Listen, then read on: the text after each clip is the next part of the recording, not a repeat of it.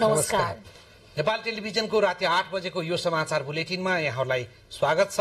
म गोविन्द धिताल र साथमा छु म श्वेता सिन्हा। सुरुमा प्रमुख समाचार।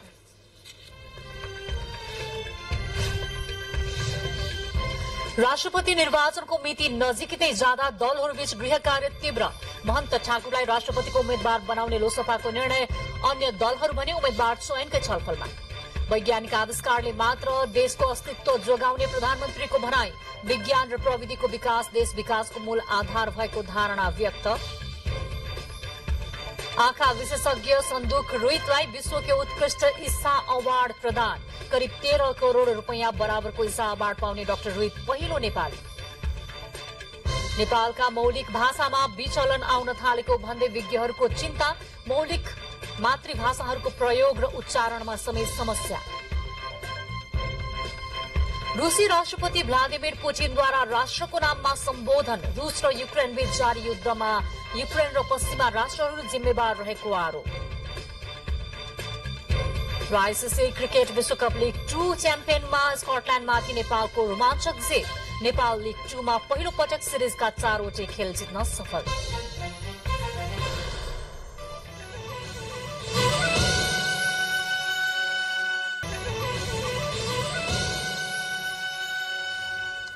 समाचार अब विस्तारमा। राष्ट्रपति निर्वाचनका लागि मनोनयन गर्ने दिन आउन अब 4 दिन मात्र बाँकी छ। निर्वाचन आयोगले आउँदो शनिबारका लागि उम्मेद्वारको मनोनयन गर्ने कार्यतालिका तोकेको छ। राष्ट्रपति निर्वाचन नजिकिएसँगै दलहरू आन्तरिक गृह कार्यका साथै दलगत समीकरण निर्माणमा पनि व्यस्त छन्।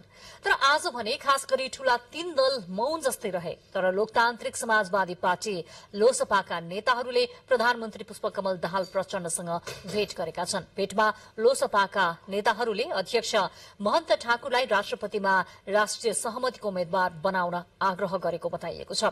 लोसपाका नेताहरूको प्रस्तावमा प्रधानमन्त्री प्रचण्डले सकारात्मक रहेको तर अन्य ठूला दलसँग पनि कुरा गर्न सुझाव दिनुभएको लोसपाका नेता केशव झाले नेपाल टेलिभिजनलाई जानकारी दिनुभयो।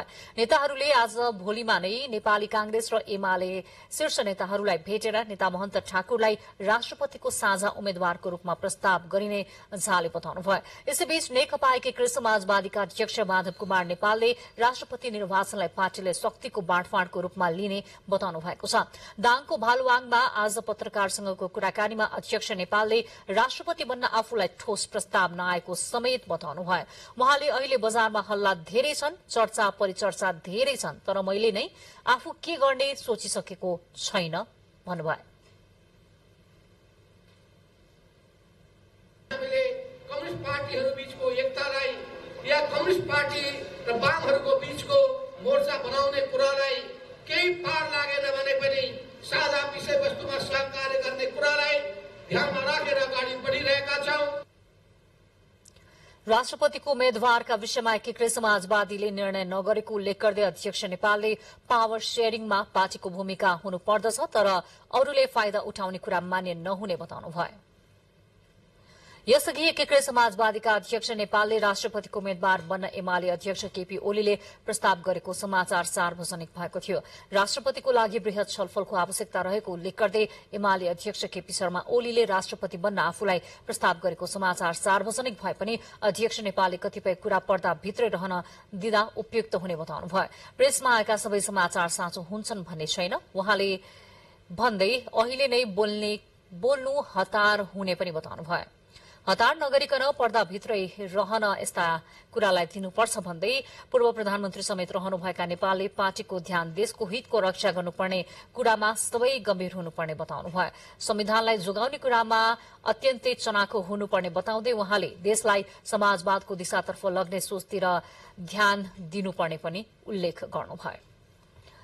अबको 16 दिनपछि नेपालले नयाँ राष्ट्रपति पाउनेछ।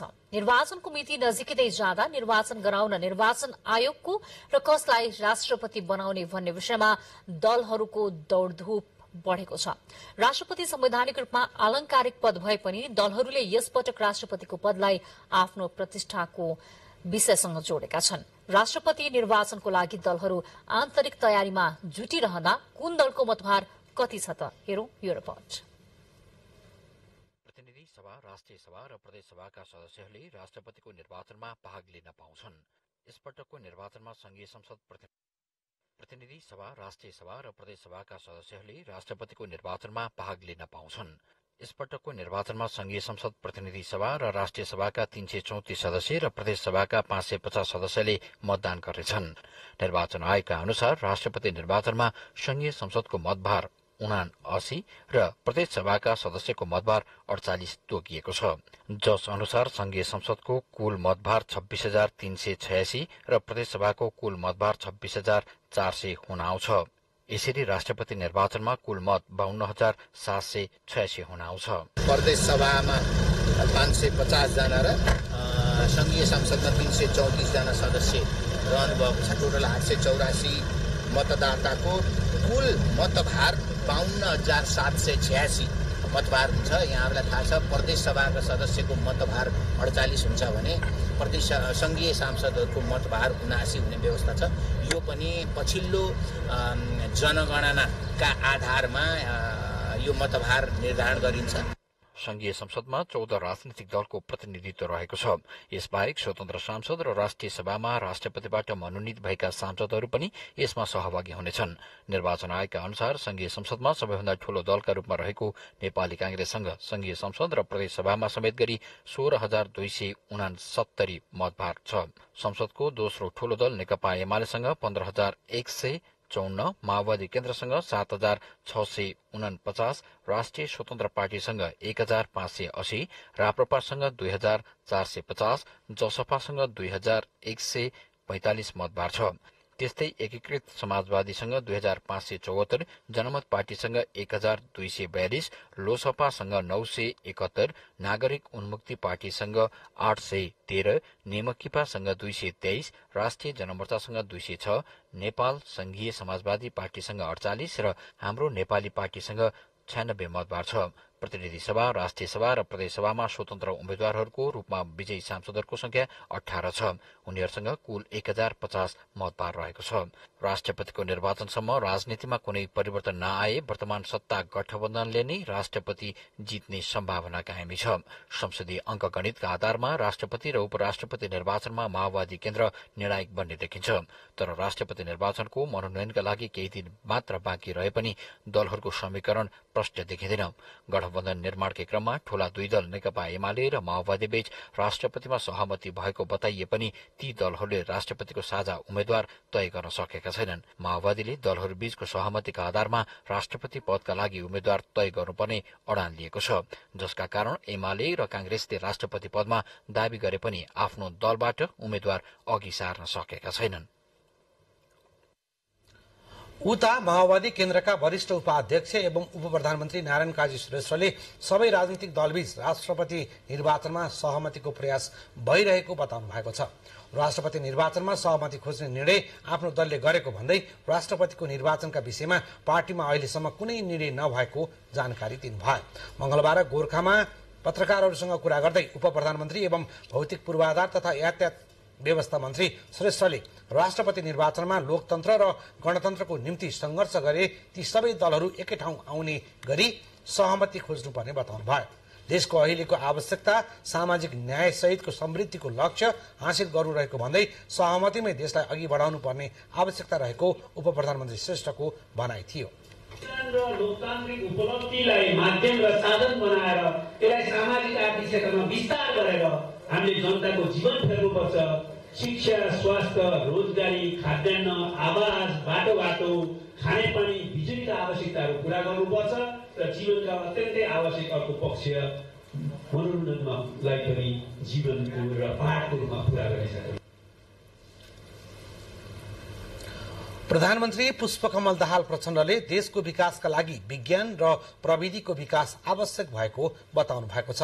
प्रधानमन्त्री निवास बालुवाटारमा आज राष्ट्रिय आविष्कार केन्द्रका प्रमुख महावीर पुनसँगको छलफलमा उहाँले विज्ञान र प्रविधिको विकासमा जोड़ दिनुभएको हो। प्रधानमन्त्रीले वर्तमान युग विज्ञान र प्रविधिको युग भएकोले कुनै पनि देशको अस्तित्वको लागि यसको विकास अपरिहार्य भइसकेको चर्चा गर्नुभयो। विज्ञान र प्रविधिको क्षेत्रमा राज्यको यथेष्ट लगानी हुनुपर्ने विषयमा ध्यानाकर्षण भएको बताउनु हुँदै प्रधानमन्त्री दाहालले विद्यमान ऐन कानूनको कार्यान्वयनमा देखिएका समस्या समाधान गर्दै अघि बढ्नुपर्नेमा जोड दिनुभयो। सरल भाषामा तपाईँले जुन कुरा राख्नुभयो धेरै ठुलो कुरा हो भन्ने लाग्छ। राष्ट्रिय आविष्कार केन्द्रका प्रमुख महावीर पुन नेतृत्वको टोलीले नेपालको विकासका लागि विज्ञान र प्रविधिका क्षेत्रमा संस्थाले निर्वाह गर्दै आएको भूमिकाबारे प्रधानमन्त्रीलाई जानकारी गराएको थियो। कृषि, शिक्षा, ऊर्जा, पर्यटन, स्वास्थ्य लगायत क्षेत्रमा नवीनतम आविष्कारका माध्यमबाट आत्मनिर्भर हुने गरी नेपालको निर्माण गर्न सकिने अनुभव सुनाउँदै पुनले राज्यका तर्फबाट विज्ञान, प्रविधि र आविष्कारको क्षेत्रलाई विशेष प्राथमिकता दिनुपर्ने बताउनुभयो। राष्ट्रपति विद्यादेवी भण्डारीले संघीय सरकार, प्रदेश सरकार र स्थानीय निकायहरू आपसमा समन्वय गरेर आम नागरिकलाई प्रभावकारी रूपमा सुलभ र गुणस्तरीय स्वास्थ्य सेवा दिन आह्वान गर्नुभएको छ।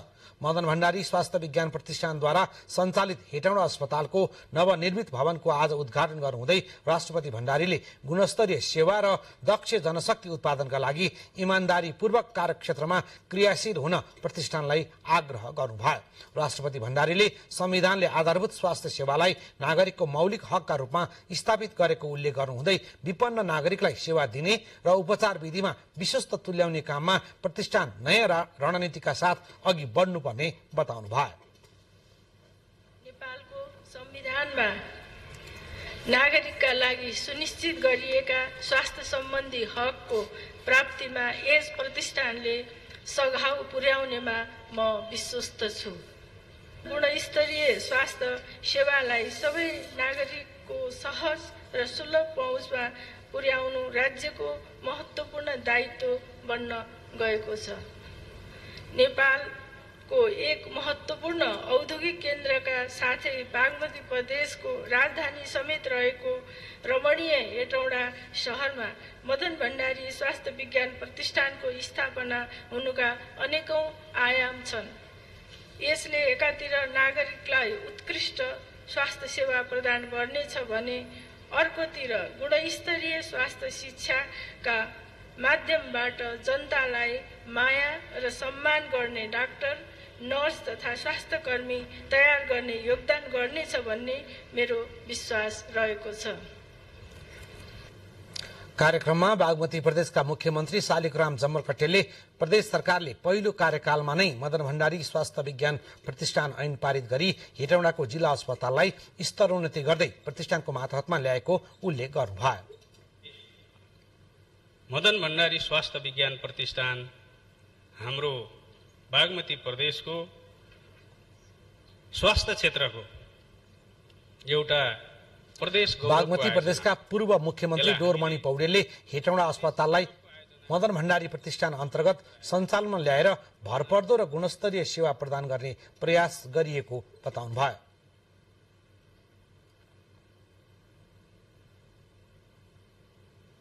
बागमती प्रदेशका स्वास्थ्य मन्त्री रामेश्वर श्रेष्ठले प्रदेशका 13वटै जिल्ला अस्पतालहरूमा चिकित्सक, स्वास्थ्यकर्मी र विभिन्न उपकरणहरू उपलब्ध गराइसकिएको जानकारी दिनुभयो। मदन भण्डारी स्वास्थ्य विज्ञान प्रतिष्ठानका उपकुलपति डाक्टर विश्वराज जोशी र डिन दुर्गा कुमारी मिश्रले गुणस्तरीय सेवा र दक्ष जनशक्ति उत्पादन गर्ने लगायतका काम प्रतिष्ठानले गरिरहेको बताउनुभयो। 15 सयबाट विगत 63 वर्षदेखि स्वास्थ्य सेवा दिँदै आएको मकवानपुर जिल्ला स्थित हेटौँडा अस्पतालको सुविधा सम्पन्न भवन उद्घाटन गरिएको छ। बागमती प्रदेश सरकारले जिल्ला अस्पताललाई स्तरोन्नति गर्दै मदन भण्डारी स्वास्थ्य विज्ञान प्रतिष्ठान मातहतमा ल्याएपछि अस्पतालले 200 सयबाट सेवा दिने भएको छ। लामो समयपछि मदन भण्डारी स्वास्थ्य विज्ञान प्रतिष्ठान अन्तर्गत हेटौँडा अस्पतालको नयाँ भवन निर्माण सम्पन्न भएको छ। राष्ट्रपति विद्यादेवी भण्डारीले अस्पतालको नवनिर्मित भवनको औपचारिक उद्घाटन गरेपछि अस्पताल निर्माणले पूर्णता पाएको हो। अस्पतालमा 200 शय्या रहेको छ। विक्रम सम्वत 2016 सालमा 15 शय्याबाट शुरू भई जिल्ला अस्पतालको रूपमा 2022 सालमा स्थापना भएको हेटौँडा अस्पताल तत्कालीन अस्पताल विकास सेवा समितिको गठनपछि नेपाल सरकारको 25 शय्या र विकास समितिको 25 सय गरी जम्मा 50 सय सञ्चालन हुँदै आएको थियो। आर्थिक वर्ष 2061-62 सालमा मन्त्री परिषदको निर्णय अनुसार उपक्षेत्रीय अस्पतालमा रूपान्तरण गरिए पनि उपक्षेत्रीय अस्पतालको दरबन्दी पठाउन नसकेको कारण विक्रमसम्म 2071 असार 20 को मन्त्री परिषदको निर्णयले 50 सय कायम गरी सोही अनुसार दरबन्दी स्थापना भई पदपूर्ति भइरहेको थियो। हाल नेपाल सरकारको 50 सय र विकास समितिको 50 सय तथा अन्य 10 सय गरी 110 सय प्रयोग भइरहेको छ। करिब 3 वर्षको अवधिमा बीएस कन्स्ट्रक्सन कम्पनीले 35 करोड़ 32 लाख 8 हजार लागतमा 3 तले सुविधा सम्पन्न नयाँ भवन निर्माण गरेको हो। 2076 भाद्र 7 गते निर्माण शुरू गरिएको भवन 3 वर्षमा सम्पन्न भएको हो।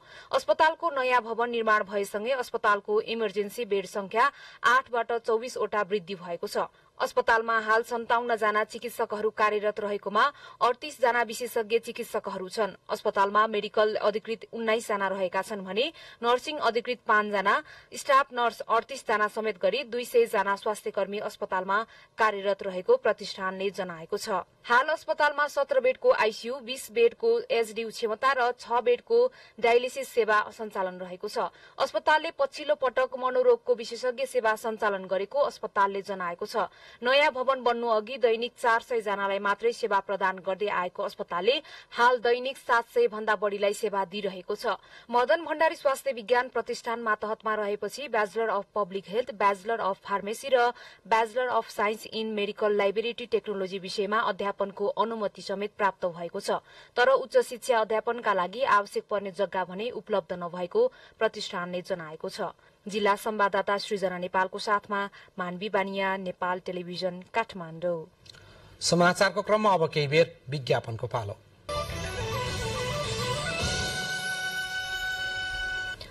अब बाँकी समाचार। वरिष्ठ आँखा विशेषज्ञ डाक्टर सन्दुक रोहितले विश्वकै उत्कृष्ट पुरस्कार इसा अवार्ड प्राप्त गर्नुभएको छ।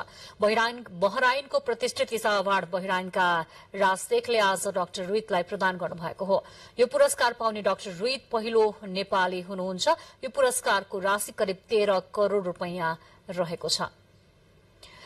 बहराइनको राजधानी मनामा स्थित ईशा सांस्कृतिक केन्द्रमा आयोजित विशेष समारोहमा राजा हमाद बिन ईशा अल खालिफाले स्वर्ण पदक सहित $10 लाख अर्थात 13 करोड़ नेपाली रुपैयाँ भन्दा बढ़ीको पुरस्कार तथा सम्मान डाक्टर रोहितलाई प्रदान गर्नुभयो।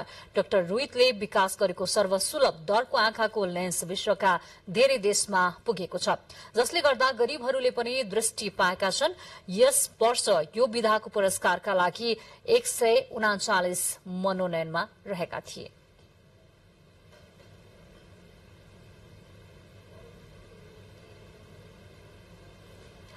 अछामको मंगलसेन नगरपालिकाले काठमाडौँ मेडिकल कलेज शिक्षण अस्पतालको प्राविधिक सहयोगमा नगरवासीका लागि निशुल्क स्वास्थ्य शिविर सञ्चालन गरेको छ। विशेषज्ञ सेवा सहितको एक दिने निशुल्क स्वास्थ्य शिविरमा 2000 भन्दा बढ़ीले सेवा लिएका छन्। शिविरमा सामान्य चिकित्सा, प्रसूति तथा स्त्री रोग, नाक कान घाँटी, बाल रोग स्वास्थ्य परीक्षणका अतिरिक्त ल्याब टेस्ट, ईसीजी सेवा र मुटुको इको सम्बन्धी निशुल्क सेवा प्रदान गरिएको थियो। मंगलसेन नगरपालिकाको आम नागरिकलाई आधारभूत स्वास्थ्य सेवाको पहुँच गराउन नगर सरकार जनताको घर घर भन्ने वार्षिक नीति कार्यान्वयन गर्न निशुल्क स्वास्थ्य शिविर सञ्चालन गरेको नगरपालिकाले जनाएको छ। पश्चिम नवलपरासीको गण्डक नहरमा 2 बच्चा सहित हाम फालेकी महिलाको शव भेटिएको छ। नहरमा हाम फालेको स्थानभन्दा 100 मिटर तल दुवै छोरालाई सलले बाँधेको अवस्थामा 3 जना मृत भेटिएको जिल्ला प्रहरी कार्यालयका सूचना अधिकारी डीएसपी भोजराज पाण्डेले जानकारी दिनुभयो।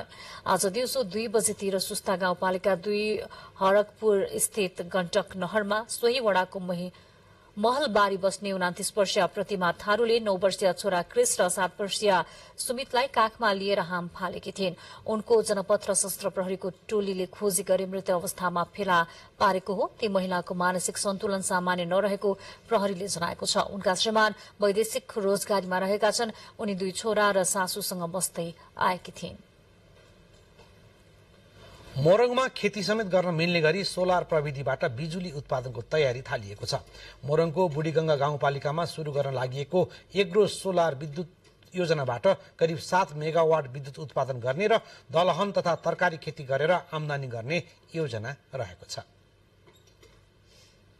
हिउँदमा विद्युत उत्पादन घटिरहेको बेला मोरङको बुढीगंगा गाउँपालिका वडा नम्बर 4 मा सोलर विद्युत योजनाबाट करिब 6.8 मेगावाट विद्युत उत्पादन गर्ने तयारी गरिएको छ।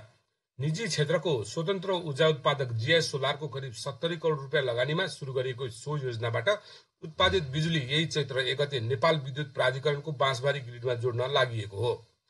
पहिलो पटक कृषि र विद्युतलाई जोडेर सुरु गरिएको यो योजनामा सोलर प्यानलको तल धान र गहुँ बाहेकको नगदे बाली लगाउने तयारी गरिएको जीआई सोलरका प्रोजेक्ट म्यानेजर जितेन्द्र तिवारीले जानकारी दिनुभयो। एग्री यो हाम्रो जीआई सोलर भनेको एग्री भोल्टेक प्रोजेक्टै हो। हाम्रो बीचमा हामी यहाँ जति पनि छ पिचल्यान्ड पनि बढी त्यही कारणले दिएको छ। यो पुरै प्लान्टै भरि हामी खेती पनि यहाँ हुन्छ। क्यास क्रपिङ त्यो हामी खेती गर्ने हो। यहाँ एकदमै रिसर्च सेन्टर पनि हुन्छ, स्टोरेज पनि हामी यहाँ पछि बनाउने हो। यो कृषि आधारित नै हो। त्यही कारणले हाम्रो प्रोजेक्ट अलिकति 1.5 महिना लम्बियो पनि कि कृषि पनि होस् भनेर। करिब 15 बिघा मध्ये 12.5 बिघामा 15,048 वटा सोलर प्यानल जडान गरिएको र यसबाट 6.8 मेगावाट विद्युत बाँसबारी ग्रिडमा जोडिने बताइएको छ। सो योजनाबाट उत्पादित बिजुली प्रति युनिट 7 रुपियाँ 30 पैसामा नेपाल विद्युत प्राधिकरणले खरिद गर्ने सम्झौता भइसकेको जीआई सोलरका प्रोजेक्ट म्यानेजर जितेन्द्र तिवारीले बताउनुभयो। उत्पादन 6.8 मेगावाट 8.2 मेगावाट डीसी क्यापेसिटी हो। एसी 6.8 मेगावाट हाम्रो ग्रिडमा कनेक्ट हुन्छ, बाँसबारी ग्रिडमा। पहिलो पटक सुरु गरिएको कृषि विद्युत सोलर योजनाको बिजुली दिनभर मात्र उत्पादन हुनेछ। सोलर प्रविधिबाट उत्पादित बिजुली जोडिएपछि सुनसरी मोरङ औद्योगिक कोरिडोरमा भइरहेको बिजुली अभाव नहुने बताइएको छ। मोहन मानन्दर, नेपाल टेलिभिजन, प्रदेश number 1, Biratnagar. Nepal metal company लिमिटेडद्वारा सञ्चालित गणेश हिमाल परियोजनाको कामले गति लिन नसक्दा करोडौंको भौतिक संरचना काम नै नलाग्ने अवस्थामा पुगेको छ। सरकारले यस्ता कम्पनी र उद्योगहरू सञ्चालनमा ल्याउन सकेको खण्डमा मुलुकका हजारौं युवाहरू वैदेशिक रोजगारीका लागि खाडी मुलुक जानु नपर्ने अवस्था सिर्जना हुन सक्छ भन्दै पुनः सञ्चालन गर्न धादिङका युवाहरूले माग गरेका छन्। नेपाल मेटल कम्पनीद्वारा सञ्चालित गणेश हिमाल जस्ता सिसा परियोजनाको कामले गति लिन नसक्दा करोडौंको भौतिक संरचना काम नै नलाग्ने अवस्थामा पुगेको छ।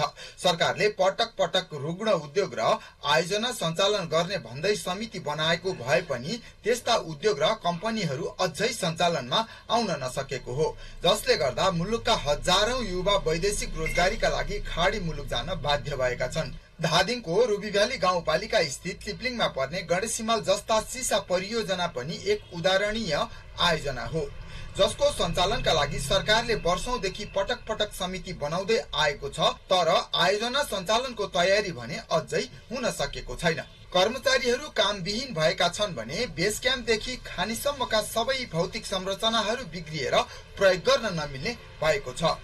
आवास भवनहरू सबै भत्किसकेका छन्। सो परियोजना नेपाल सरकारले 2033 सालदेखि सुरु गरेको हो। आयोजनाको पुँजी 10 अर्ब रहेको छ।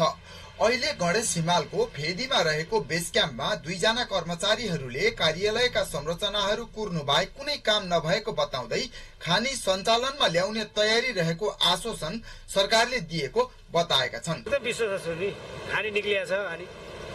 खानी निक्लिया हिसाबले त एकदम उहिले सञ्चालन हुनुपर्ने। हाल 6 जना कर्मचारीहरू सो परियोजनामा कार्यरत छन्। खानी उत्खनन गरेर सोही स्थानबाट जस्ता सिसा निकाली भारतीय कम्पनीहरूले लगेको र अहिले लामो समयदेखि बन्द रहेको उनीहरूले बताएका छन्। हाल चिनिया कम्पनी, नेपाल सरकार लगायत भारतीय एक निजी कम्पनी सहित 5 कम्पनीहरूले पुनः उत्खननका लागि काम अगाडि सार्न लागेको कर्मचारीहरूको भनाइ छ।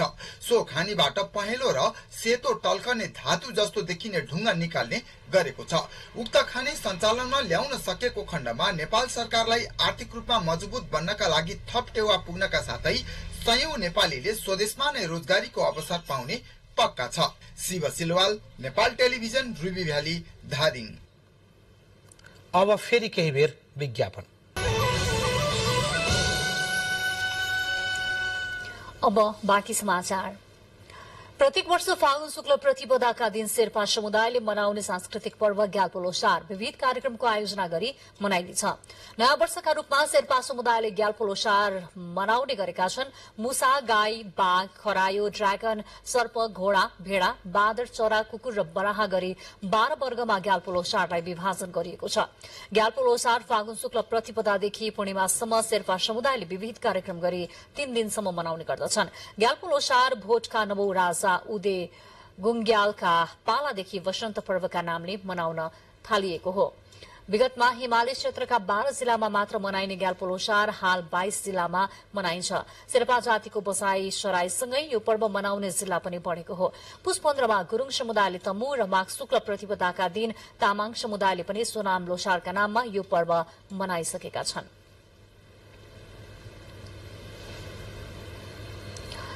पन्ध्र दिने बृहत मिथिला परिक्रमा आरम्भ भएको छ। जानकीको बाल लीलासँग सम्बद्ध नेपालका 11 र भारतका 4वटा त्रेताकालीन शक्तिपीठहरूलाई जोड्दै हरेक वर्ष फागुन शुक्ल औँसीदेखि लाग्ने 15 दिवसीय बृहत मिथिला परिक्रमा जनकपुर धामको हनुमानगढ़ीबाट धार्मिक विधिपूर्वक आरम्भ भएको हो। भगवान श्रीरामलाई मिथिला बिहारी तथा जानकीलाई किशोरीजीको नामले 2वटा डोलाहरूमा राखी 84 कोषसम्म परिक्रमा गर्ने प्रचलन रहेको छ। विभिन्न स्थानको परिक्रमापछि फागुन पूर्णिमाको दिन जनकपुर धाममै पुगेर रामायणकालीन 15 दिवसीय मिथिला परिक्रमा विसर्जन हुने पौराणिक परम्परा रहिआएको छ। परिक्रमामा नेपाल र भारतका विभिन्न क्षेत्रबाट श्रद्धालु भक्तजनहरू सहभागी भएका छन्।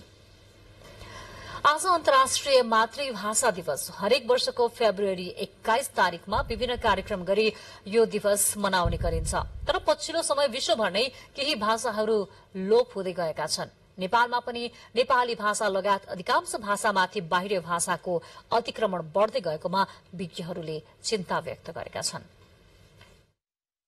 पछिल्ला केही दशक यता नेपाली लगायत मौलिक मातृभाषाहरूको प्रयोग र उच्चारणमा समेत विचलन आउन थालेको छ। यी भाषाका वक्ताहरूले सराबरी विदेशी शब्दहरूको सहारा लिने र मौलिक ठेट शब्दहरूलाई ध्यान नदिने गर्दा कैयन शब्दहरू हराएरै जाने अवस्था आइसकेको छ। साथै नेपालमा बोलिने मातृभाषाको वक्ताको संख्या समेत घट्दै गएकाले यी मातृभाषाहरूको अस्तित्व नै संकटमा पर्दै गएको भाषाविद डाक्टर तारामणि राईको भनाइ छ। नेपालमा यी संकटापन्न भाषाहरूको संरक्षण सम्वर्धन गर्नुपर्ने दायित्व राज्यको हो। त्यो रूपमा चाहिने अहिले भाषा आयोगले केही काम गरेको छ।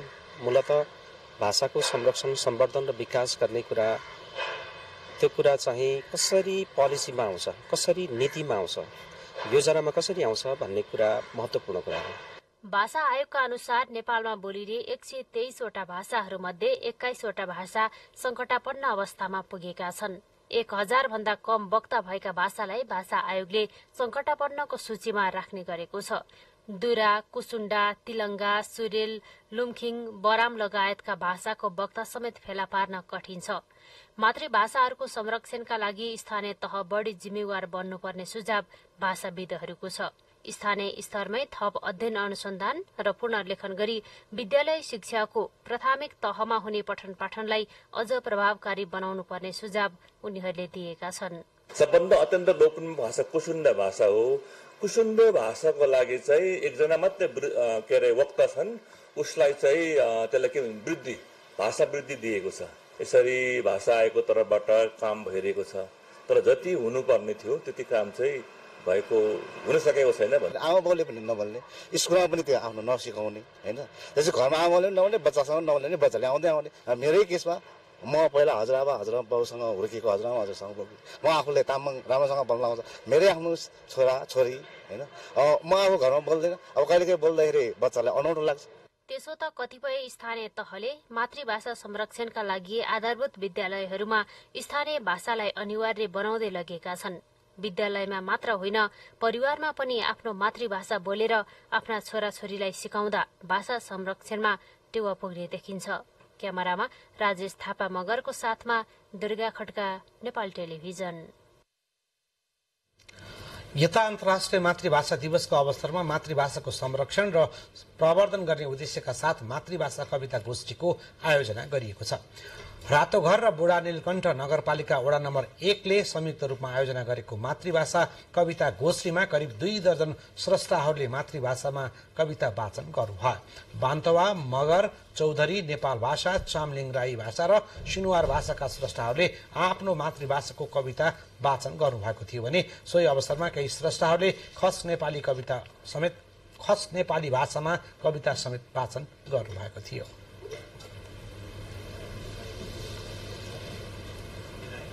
गाउनुपर्छ आफ्नो भाषा, संस्कृति र संस्कार। कविता सुनाउनु अघि सबै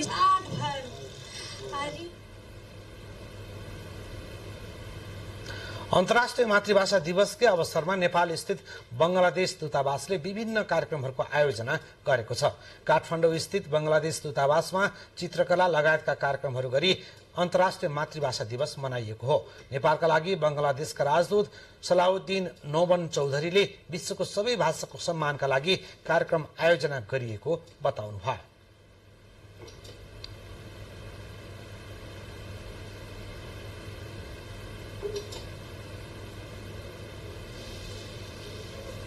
कार्यक्रममा राजदूत चौधरीले पनि चित्र कोर्नु भएको थियो। सन् 1952 मा तत्कालीन समयको पूर्वी पाकिस्तान अर्थात अहिलेको बंगलादेशमा बंगाली भाषालाई मातृभाषाका रूपमा बोल्न पाउनुपर्ने माग सहित त्यहाँका विद्यार्थीहरूले आन्दोलन गरेका थिए। सोही दिनको स्मरणमा यो दिवस मनाउन थालिएको हो।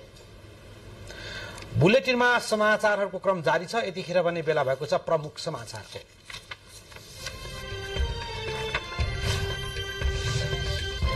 राष्ट्रपति निर्वाचनको मिति नजिकै जाँदा दलहरूबीच गृह कार्य तीव्र। महन्त ठाकुरलाई राष्ट्रपतिको उम्मेद्वार बनाउने लोकसभाको निर्णय, अरू दलहरू भने उम्मेद्वार छलफलकै चयनकै क्रममा।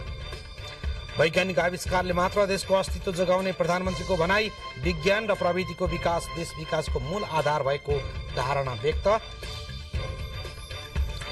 आँखा विशेषज्ञ डाक्टर सन्दु पुरोहितलाई विश्वकै उत्कृष्ट ईसा अवार्ड प्रदान। करिब 13 करोड रुपियाँ बराबरको ईसा अवार्ड पाउने डाक्टर रोहित पहिलो नेपाली।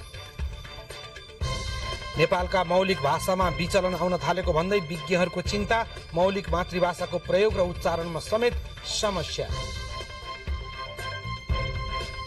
रूसी राष्ट्रपति भ्लादिमिर पुटिनद्वारा राष्ट्रको नाममा सम्बोधन। रूस र युक्रेन बीच जारी युद्धमा युक्रेन र पश्चिमा राष्ट्रहरू जिम्मेवार रहेको आरोप। र आईसीसी क्रिकेट विश्वकप लिग 2 च्याम्पियनमा स्कटल्याण्डमाथि नेपालको रोमाञ्चक जित। नेपाल लिग 2 मा पहिलो पटक सिरिजका 4वटै खेल जित्न सफल।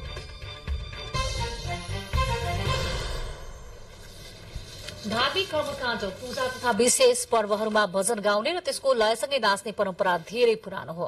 मौलिक नेपाली संस्कृतिको रूपमा रहँदै आएको भजन संस्कृति लमजुङमा भने लोप हुने अवस्थामा पुगेको छ। क्षेत्रीय समुदायमा विशेष पूजा आराधना तथा राति जागरण बस्दा भजन कीर्तनका साथ गाउने नाच्ने चलन छ। शिवरात्रि, बाला चतुर्दशी, हरिबोधनी एकादशी, सत्यनारायण पूजा लगायतका धार्मिक उत्सवमा भजन कीर्तन हुने गर्दछ। धार्मिक स्थल एवं विशेष पूजा आजाहरूमा गरिने भजन कीर्तनले थप पुण्य मिल्ने अग्रजहरूको विश्वास छ। धार्मिक स्थलहरूमा यस्ता शुभ कार्यहरूमा हामीले राम्रो राम्रो भजन कीर्तन गर्दै गयौँ भने जस्तो के अरे करताहरू धर्म मिल्छ, त्यस्तो भक्तजनलाई पनि करता मिल्छ भन्ने संस्कार पनि छ है। र गाउन नै पर्छ, यो संस्कृति जोगाउन पर्छ, के अरे करताहरूलाई चाहिँ हौसला पनि दिनुपर्छ भन्ने हाम्रो संस्कार पनि हो पहिलेदेखि। भजन कीर्तनमा शिव महिमा, बालन, महाभारत जस्ता धार्मिक कथाहरूलाई गीतको रूपमा महिमा गाउने गरिन्छ। सृष्टिदेखि भगवानका लीला र अवतारहरूको वर्णन भजनमा प्रस्तुत गरिन्छ। देवी देवताको गुणगानमा केन्द्रित भजन कीर्तनको रौनकले थकाइ बिना रात र दिन सजिलै कटाउने गरेको बुढापाकाहरूको अनुभव छ। भजन कीर्तनबाट गर्दै गर्दै गर्दै रमाइलो गर्दै हिँड्यो, ठाउँ ठाउँमा नारायण पूजामा गयो, कहाँ गयो, हाम्रो बेलामा चाहिँ हामी रमाइलो गरेर हिँड्यौँ। अहिले चाहिँ अलि यसको चाहिँ महत्त्व कम भएको छ। भजन संस्कृतिलाई लोक साहित्यको एक पक्ष पनि मान्ने गरिएको छ। मौलिक नेपाली संस्कृतिको रूपमा रहँदै आएको भजन संस्कृति लोप हुनै लागेको अवस्थामा नयाँ पुस्ताको आकर्षण भने कम देखिन्छ। धार्मिक हिसाबले विशेष महत्त्व बोकेको परम्परागत भजन संस्कृतिको संरक्षणका लागि विशेष चासो दिनुपर्ने बेला आएको छ। हाम्रो मेन भनेको बाहुनको यो भजन चुड्का देउताका कृष्णका शिवजीका यी कुराहरू इतिहासमा गीतैले चाहिँ इतिहास नै देखाइदिन्छु पल्टाइदिन्छु ती कुराहरू लुप्त हुँदै जान थाले। अब अहिले यसलाई अलिकति हामीले नयाँ संस्कृति तरिकाले हामीले यसलाई चाहिँ जगेर्ना गरेर हामी यसलाई अलि बढाउने कोसिस गरिरहेका पनि छौँ।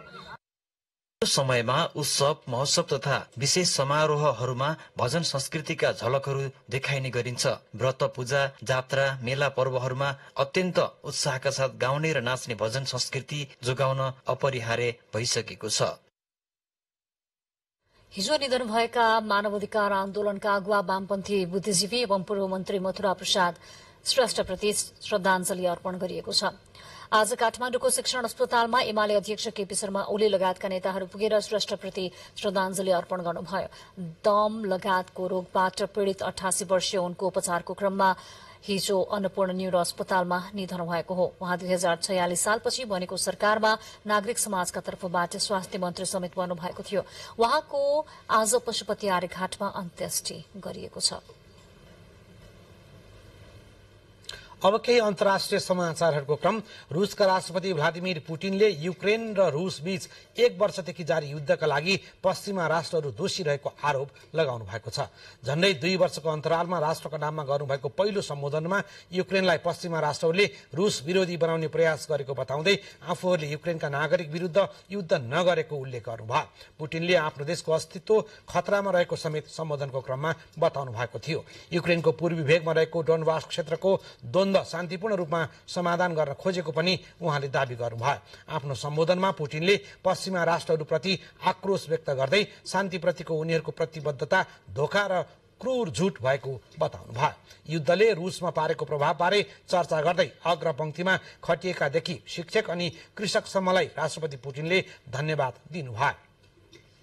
झण्डै 2 घण्टा लामो सम्बोधनका क्रममा पुटिनले पश्चिमी हस्तक्षेपलाई आतंकको अभियानको संज्ञा पनि दिनुभएको छ। उहाँले अमेरिका र रूस बीचको न्यू स्टार्ट भनिने अस्त्र घटाउने सम्बन्धी रणनीतिक सन्धिबाट रूस अलग भएको घोषणा समेत गर्नुभएको छ। सन् 2010 मा हस्ताक्षर गरिएको यो सन्धिले दुवै पक्षलाई 1550 वटा लामो दूरीमा प्रहार गर्ने पारमाणविक युद्ध शीर्षकमा सीमित गरिदिएको छ।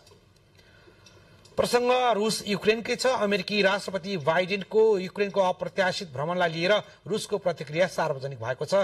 अमेरिकी राष्ट्रपति जो बाइडेनको युक्रेन र पोल्याण्डको भ्रमणलाई आफूहरूले नजिकबाट निहालिरहेको रूसले जनाएको थियो। अमेरिकी राष्ट्रपतिको कीव भ्रमणको 1 दिनपछि क्रेमलिनले यो प्रतिक्रिया सार्वजनिक गरेको हो। आज अमेरिकी राष्ट्रपतिले पोल्याण्डको राजधानी वार्सामा युक्रेन युद्धलाई लिएर मन्तव्य व्यक्त गर्ने कार्यक्रम रहेको छ। आज पोल्याण्डमा के हुन्छ भन्नेमा पनि रुसीहरू उत्सुक भएको राष्ट्रपति पुटिनले बताउनु भएको छ। युक्रेनलाई हतियार आपूर्ति गर्ने अमेरिका र उसका सहयोगीहरूको चाल बुझिरहेको क्रेमलिनले जनाएको छ। यसअघि अमेरिकी उपराष्ट्रपति कमला ह्यारिसले म्युनिक सुरक्षा सम्मेलनलाई शनिबार सम्बोधन गर्नुहुँदै युक्रेनमा मानवता विरुद्ध रूसले गरेको अपराधमा उसलाई दण्ड दिनुपर्ने बताउनु भएको थियो। अब फेरि केही बेर विज्ञापन।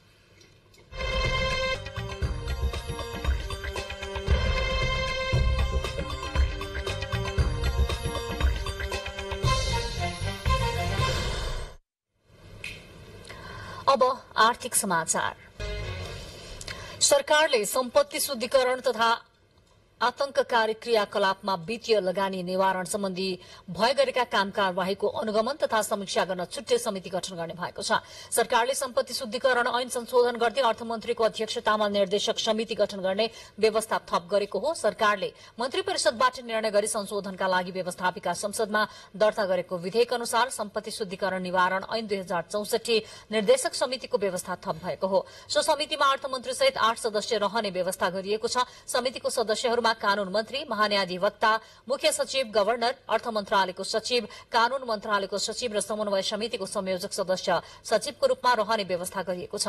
सम्पत्ति शुद्धिकरण, आतंककारी कार्य वा आम विनाशका हात हतियार निर्माण तथा विस्तारमा वित्तीय लगानी निवारण सम्बन्धमा समन्वय समितिबाट प्राप्त राष्ट्रिय नीति तथा कार्यक्रमको मस्यौदा पुनरावलोकन गरी स्वीकृतिको लागि सरकार समक्ष सिफारिश गर्ने काम निर्देशक समितिले गर्ने व्यवस्था विधेयकमा उल्लेख छ। विधेयक अनुसार संघ, प्रदेश र स्थानीय तहले सम्पादन गर्नुपर्ने कार्यको निर्धारण तथा समन्वय गर्ने र सोको लागि आवश्यक संयन्त्र निर्माण गर्ने काम निर्देशक समितिको रहेको छ। सिलसिला आर्थिक समाचारकै छ। नेपालको सबैभन्दा धेरै खेती हुने सुपारीको झापामा किसानहरू आफैले प्रशोधन गरी बजारीकरण गर्न थालेका छन्। सुपारी जोन कार्यक्रम र यस वर्ष कृषि ज्ञान केन्द्रले समेत सुपारीलाई प्रशोधन उद्योगमा 1 करोड रुपियाँ अनुदान उपलब्ध गराएपछि किसानहरू उद्योगतिर लागेका हुन्। सुपारी खेती मात्रै गर्दै आएका झापाका किसानहरू अब आफै प्रशोधन गरेर बजारीकरण गर्न सक्षम बनेका छन्।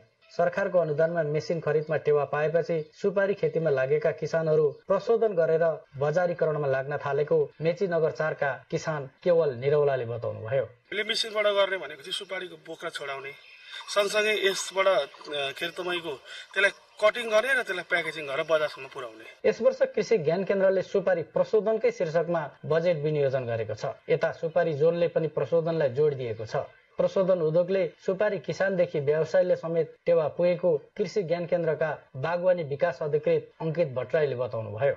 सहयोग नामक कार्यक्रम अन्तर्गत चाहिँ हामीले विभिन्न सुपारी व्यवसायीहरूलाई चाहिँ सुपारी प्रशोधन सम्बन्धी यन्त्र उपकरणहरू चाहिँ अनुदान मार्फत वितरण गर्ने र सुपारीलाई चाहिँ प्रशोधन गरी त्यसलाई चाहिँ प्याकेजिङ समेत गरेर ब्रान्डिङ गरेर बजारमा ल्याउने गरी हामीले यो कार्यक्रम ल्याएको। सुपारी सम्बन्धी विज्ञ कृषि प्राविधिकको अभाव रहेकाले धेरै सहज भएको बुद्ध शान्ति गाउँपालिका वडा नम्बर 1 मा सञ्चालित श्रीकृष्ण सुपारी सहकारी संस्थाका सदस्य खिमनाथ गौतमले बताउनुभयो। त्यो प्रशोधनबाट चाहिँ अब कसरी उद्योगतर्फ उन्मुख हुने भन्ने विषयमा चाहिँ हामीलाई यसले ठूलो राहत दिएको छ। सुपारी जोन कार्यक्रमले पूर्वी नेपालमा वर्षेनी सुपारी खेती विस्तार हुँदै गएको छ, तर अझै पनि वैधानिक तरिकाले तेस्रो मुलुकमा सुपारी निर्यात हुन नसक्दा बजारमा भने समस्या रहेको व्यवसायीहरूको गुनासो छ।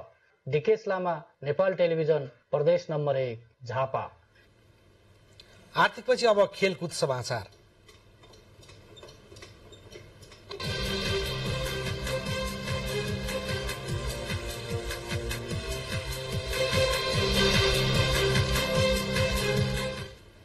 कप्तान रोहित कुमार पौडेल र करण केसीले 9 विकेटका लागि कीर्तिमानी साझेदारीसँगै हात पारेको छ। यो सँगै नेपालले घरेलु मैदानमा भएको सिरिज क्लिन स्वीप गरेको हो।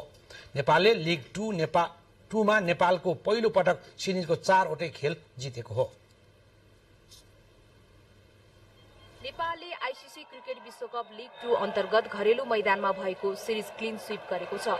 1 दिवसीय त्रिकोणात्मक सिरिजमा नेपालले जारी लिग 2 को शीर्ष स्थानमा रहेको स्कटल्याण्ड र तेस्रो स्थानमा रहेको नामिबियालाई लगातार पराजित गर्दै क्लिन स्वीप गरेको हो।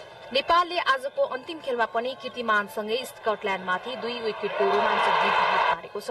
नयाँ प्रशिक्षक मोन्टी देसाई र युवा कप्तान रोहित पौडेलको कप्तानीमा रहेको नेपालका लागि घरेलु मैदानको सिरिज ऐतिहासिक र सम्झना लायक रह्यो। आजको जितमा कप्तान रोहित र करण केसीले 9 विकेटका लागि 75 रनको कीर्तिमानी साझेदारी गरे। प्रारम्भिक र मध्यक्रमका ब्याट्सम्यानहरूले निराशजनक खेल्दा चौथो नम्बरमा ब्याटिङमा आएका रोहितले इनिङ्सलाई सम्हाल्दै कप्तानी पारी खेले। चौका र 4 छक्का प्रहार गरे।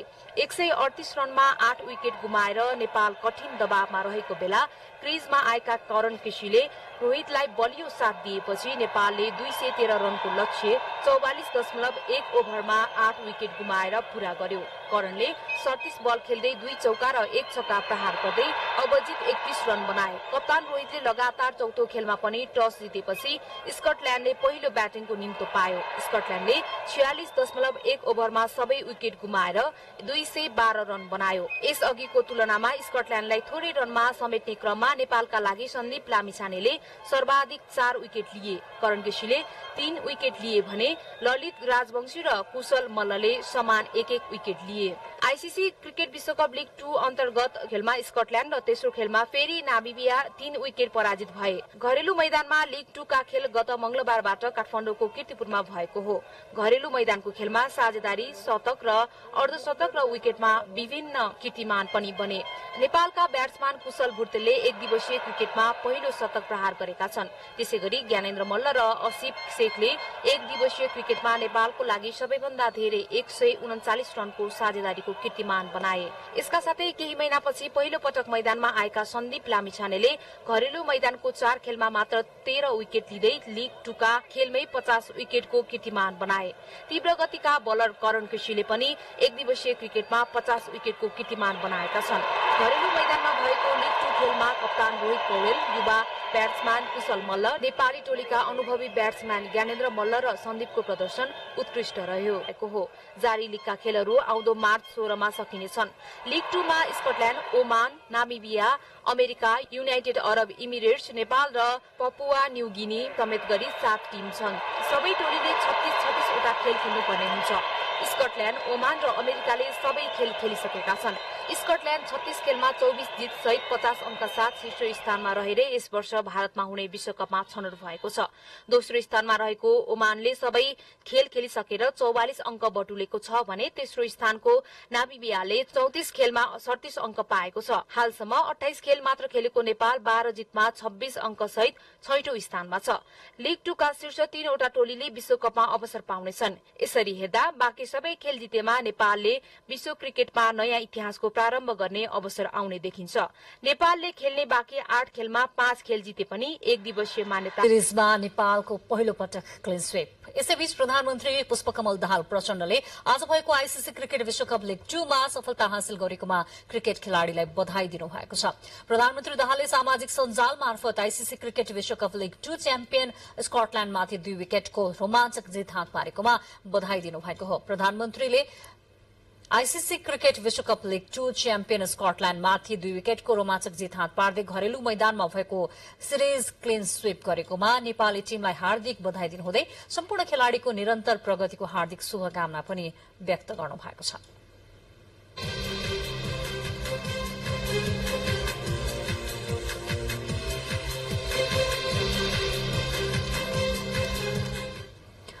अब मौसम सम्बन्धी समाचारमा बढ्दो तापक्रमको प्रसंग। यस वर्षको हिउँदे याम नसकिँदै मौसम विज्ञान विभाग मौसम पूर्वानुमान महाशाखाले जनाएको छ। हिउँदे वर्षा पर्याप्त नहुँदा सुक्खापन बढ़ेकाले यो वर्ष चाँडै गर्मी शुरू भएको महाशाखाको भनाइ छ।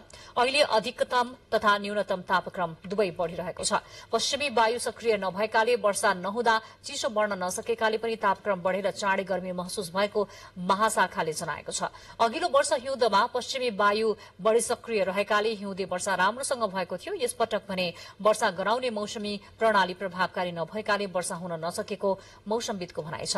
प्री मनसुनको सिजन नजिकिएकाले पनि तापक्रम बढ़िरहेको मौसम पूर्वानुमान महाशाखाले जनाएको छ। अब मौसम सम्बन्धी थप विवरण। मौसम सम्बन्धी थप विवरण।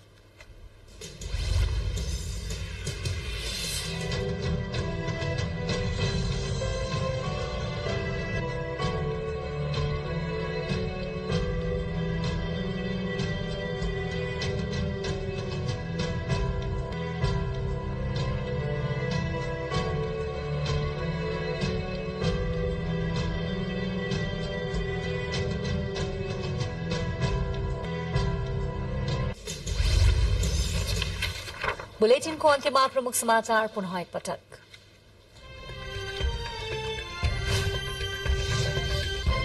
राष्ट्रपति निर्वाचनको मिति नजिकिँदै जाँदा दलहरूबीच गृह कार्य तीव्र। महन्त ठाकुरलाई राष्ट्रपतिको उम्मेद्वार बनाउने लोकसभाको निर्णय। अन्य दलहरू पनि उम्मेद्वार चयनकै छलफलमा।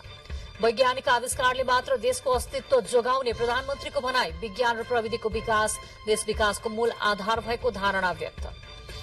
करोड़ रुपैयाँ बराबरको इस्ता अवार्ड पाउने डाक्टर रोहित पहिलो नेपाली।